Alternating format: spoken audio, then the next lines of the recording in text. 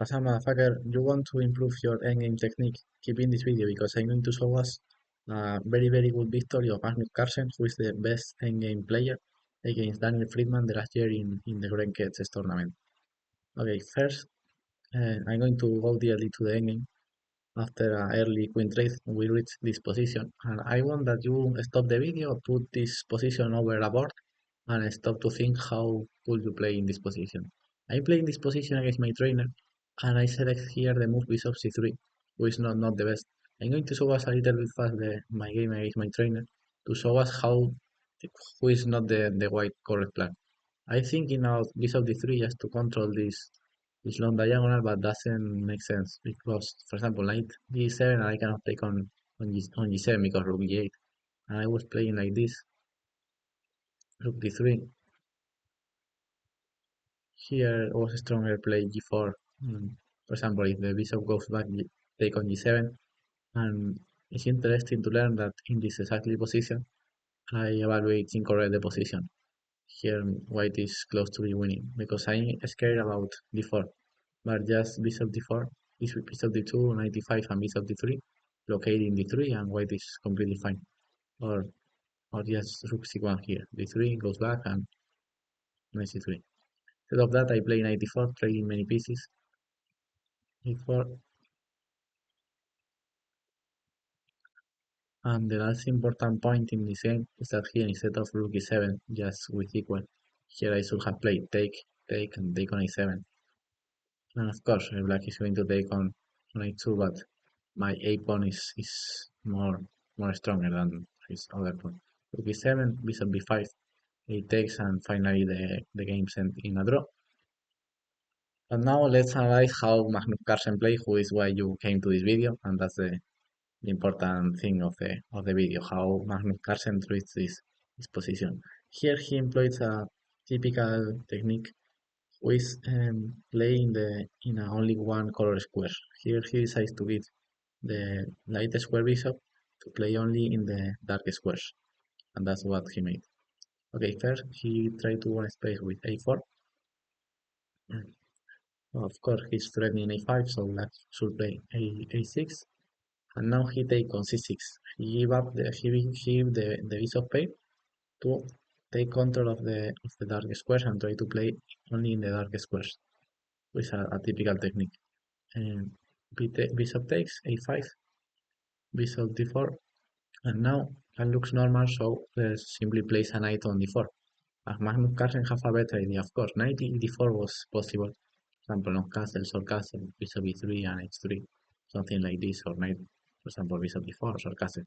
This was completely normal. But Carlsen has a better idea with bishop c3. He wants to take the dark square bishops to just keep black only with this bishop and play a position with a good knight and it's a bad bishop. I saw an example of this like 2 days ago in the channel of a game of Hare Krishna, I remember, yes, a game of Hare Krishna on the European chess club. So, but now let's see this game. Bishop c3, the idea is just trade the dark square bishop and play against this light square bishop in the dark squares. That's the key of Carlsen plan. Okay, here Fridman goes with f6, bishop d4, and now great move of Daniel Fridman. It's important to see how to defend this type of position, not only to attack. A very good defensive move, bishop b8, not allowing black to trade bishop. The problem after doesn't matter who's change because okay you can think that the d4 bishop is better than the b8 bishop, but who is not really true because the d4 bishop is covering a possible square for the knight. So you have many pieces who wants to go to d4 and you only have one piece on one square on d4. So you have many pieces wanting to go to the same square. And when you have the bishop pair, it used to be better just keep the bishop, just keep the bishop over the board to maintain the bishop pair, who is the only black advantage. For example, if black take here, white can just take king f7, so no castle, knight e7, knight c5. Now let's see how good are the white knights. One on c5 and the other on d4, and the bishop is also bad place on c6. Rook c8, rook h1, and here the position is winning for white, curiously. Okay, knight e7, but here the same, take, and knight e4. So great move of Daniel Freeman first. Very good idea of Carlsen of give the bishop and try to trade the other to take on full control of dark square. But okay, Fridman wants to still keeping the control of the dark square with bishop b8. Now Carlsen goes with long castle, knight a6, bishop b6. Good move because with white finally you want to go to d4 with a knight. The move bishop d4 was fine because okay you provoke bishop b8 who black is putting worse the bishop, but now you want to place a knight on d4. 94, okay. Fridman developed well the knight bi6 and the king to f7, 94. And here Carlsen takes on c6, but he have of course he take on c6 because he have the idea of take and c4. It's not if you didn't going to play c4 after that, knight takes c6 is a bad move because you are improving the black pawn structure and then you are not going to have never more any advantage in the dark squares because you are trading your opponent's worst piece. But Carlsen have a specific idea of take this bishop but then breaking the center, taking many initiative. So knight takes c6 was a good move because only because c4 was the move who follows. But here Magnus Carlsen has just king b1 who is slightly better because here black have not having a useful move. For example, now if knight f2, now you can take here and the knight is attacked by the bishop. So after b takes the bishop f2. So black cannot take on f2. If rook e8, who looks like a normal move, here you are going to make this the same, like Carlsen makes in the game, with takes and c4. D takes rook d7, king e8, knight d2. But here the huge difference is that after 95, like in the game, here Carlsen had rook e1, pinning the knight. That's the idea of why rook e8 is not a useful move. And if c3 just take bishop f4, knight f3, rook f1. So here, rook e8 is not useful, knight f2 is not useful, so it's not clear what moves black can make. For example, h5 was the best move for black, but the inclusion of the moves king b1 and h5 benefits a little bit more the white player. h5, knight takes c6, e takes c6, c4, e takes rook d7, rook d6, knight in d6, sorry, knight d2, knight d5, rook d4, c5, and rook d5. But okay, Carlsen takes directly on c6, who is completely fine. B takes and c4, good move, breaking the center.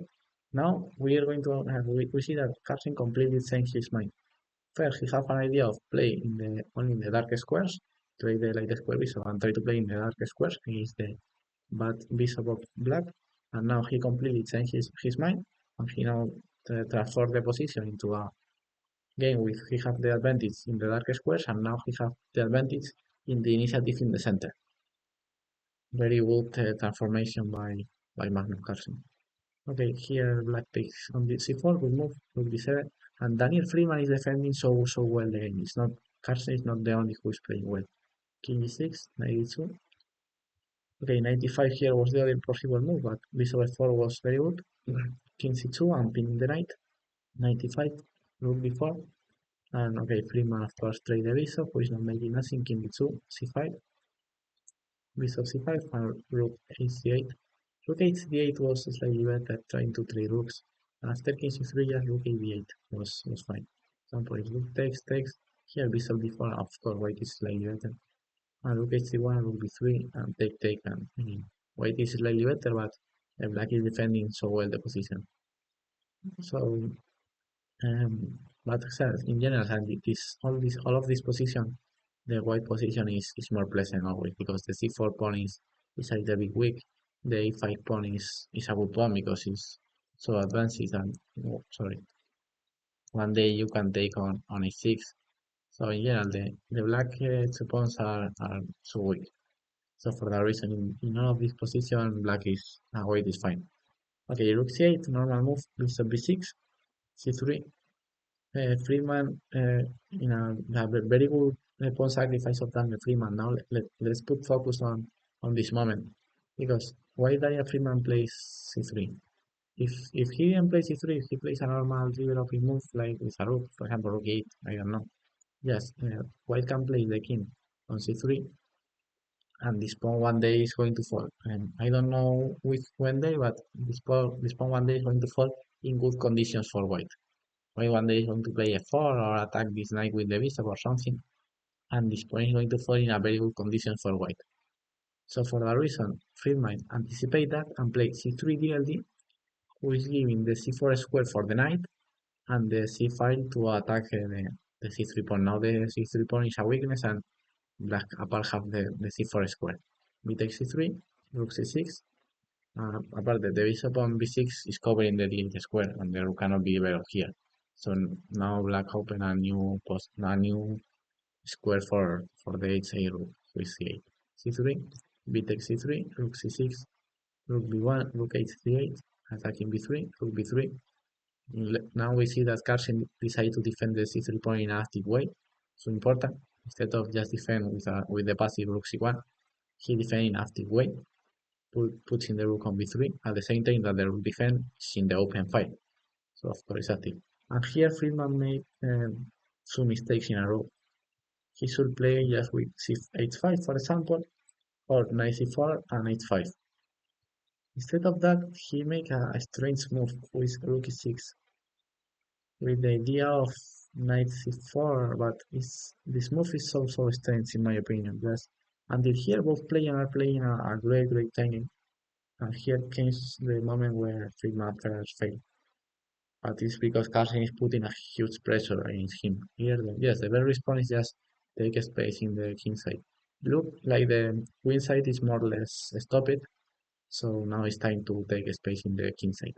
Of course, black have a pawn down, but he cannot recover the pawn. The black goal is now not recover the pawn, but it's not clear how I can make progress thanks to this extra pawn because we have a very good blockade on c4. The very good block in the c4 square. So it was better to just take space in the game side. Always in the endgames, in general the space is so important, but in the endgames especially, and it's also typical to move the pawns in the sides. H5 is always a useful move in the endgames.